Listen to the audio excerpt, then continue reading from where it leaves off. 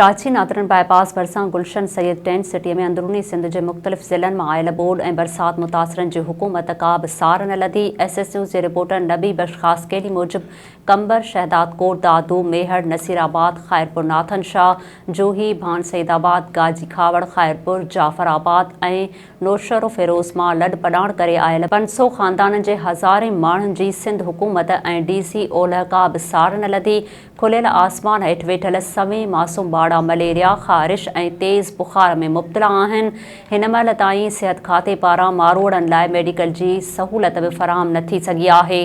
गुलशन Syed tent city में आबाद 500 ख़ानदाननि लाइ पीअण जो पाणी भी अणलप थी वियो। टांकियूं ख़ाली हुजण करे परे परे खां मारोड़ा पाणी लप लाइ भी परेशान थी विया। उन हवाले सां टेंट सिटीअ में वेठल धरती धणनि ॿुधायो आहे त MDA पाणी खणी ईंदड़ टैंकरनि खे रोके छॾियो आहे। टेंट न हुजण करे खुलियल आसमान हेठि बि यारो मददगार वेठल आहियूं।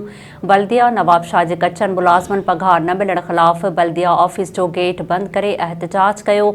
SS न्यूज़ जे रिपोर्टर तालिब हुसैन रिंद मूजिब उन मौक़े ते मुलाज़िमनि चयो आहे त 2 महीना गुज़री विया आहिनि पर अञा ताईं खेनि पघार नाहे मिली। सिर्फ़ पंहिंजे मनपसंद माण्हुनि खे पघार ॾिनी वई आहे। उन्हनि जो चवणो हो त संदन बच्चा बुख सबबि मरी रहिया आहिनि पर बल्दिया जे ऑफिसरनि खे को अहसास ई नाहे।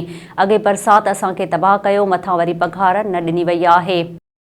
नाज़रीन, वधीक ख़बरुनि ऐं अपडेट्स जे लाइ ॾिसंदा रहो SS न्यूज़ वेब चैनल। असांजे चैनल खे लाइक ऐं सब्सक्राइब करणु न विसारींदा।